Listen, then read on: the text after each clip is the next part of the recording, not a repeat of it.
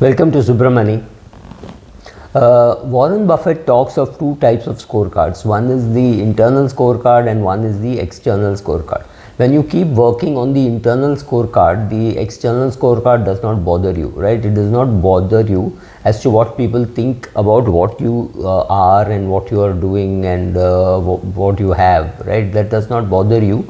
And because it does not bother you, it does not bother other people. Now this is a very funny way to start a video on should you lend money to your friends and relatives. I'm not including parents and siblings in this, that I think I should do a separate video. There are two types of people, those who are working on their internal scorecard and those who are working on their external scorecard, and similarly there are people who like to have a lot of show off assets and people who like to have non show off assets, right? So non show off assets are the real assets, like if you have investments in shares in mutual funds and insurance policies, whatever, right? All those things are never visible. If you take a 2 crore term insurance policy or a 5 crore term insurance policy, are you going to frame it and put it up in your house? Answer is no. Maybe you won't even tell your children about it, right? You may just tell your wife as to where the policy is kept. So you have mutual funds worth 5 crores, 10 crores, 2 crores, whatever be the amount. It's not something which everybody will know. Yes, your chartered accountant will know while filing returns. Your wife will know because she's signed the documents and assuming that she's seeing what statements come. Assume for a minute she's also not interested in what she's looking at that, then nobody else other than your chartered accountant and somebody else in his office and maybe you, other than that nobody else knows how much is your total investment. One particular fund house will know how much you have invested with them, but will they get the overall picture? Answer is no. So nobody knows that you have money. So you let's say you lead a very simple lifestyle. You are in a not very well known suburb, or in a well known suburb but you've been there for last 30-40 years. So people think, oh, you bought that house when it was 1 lakh or when it was 2 lakhs, now it is worth 2 crores, whatever. People don't attribute your effort to that increase in price. You drive a simple car, maybe a Honda City or something even less than that or equivalent to that. So again, people don't think and people say, oh, company must have given him a car, whatever.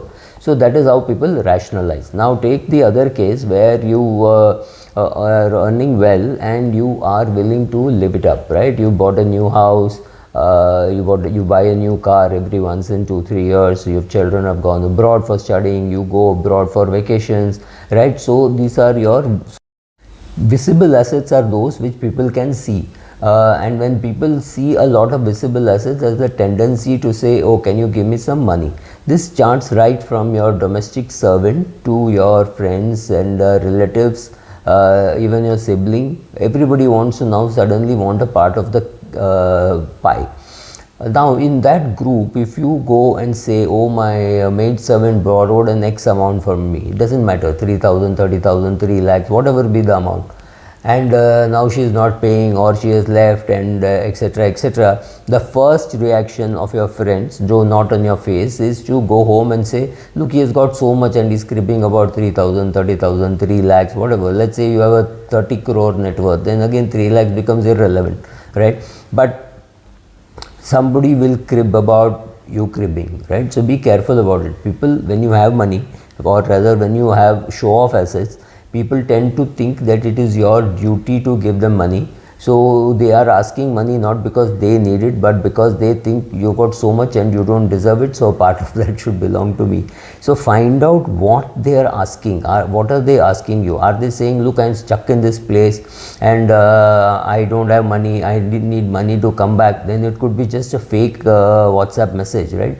Be careful, pick up the phone and talk. So see whether you are getting cheated. Is your friend really in trouble? Second, see how is your friend in trouble, right? Whatever. So why is he or she in trouble? I know a friend recently has lost a lot of money in forex trading and he's passing the hat around and collecting money from friends and relatives to pay off those loans. Those loans are big, right? So if that is the thing, then whatever you give is a complete waste unless you can sit and actually ask him or her how he or she is going to come out of this mess, right? So that find out the reason. Third, find out how is he going to repay you, right? That's important. Whatever amount be the amount, whether you give him 5 lakhs to buy a house or 5 lakhs to pay off some other loans which are usurious rates, find out how is he going to pay. It's a good idea. I have done this in the past of picking up a friend's credit card loan and saying, here is the money, pay off the credit card and repay me in installments. He did repay. That's very important, because I didn't want him to lose some 30% interest or 36% interest and never be able to repay the full card. And it was not a big amount. Of course, it was long back. It was about 14-15 years ago, and the amount involved was 70,000 rupees. Not a small amount, but not too big an amount. It was not a big amount for me to be killed by doing that. So that is one way. Find out why is he got into trouble.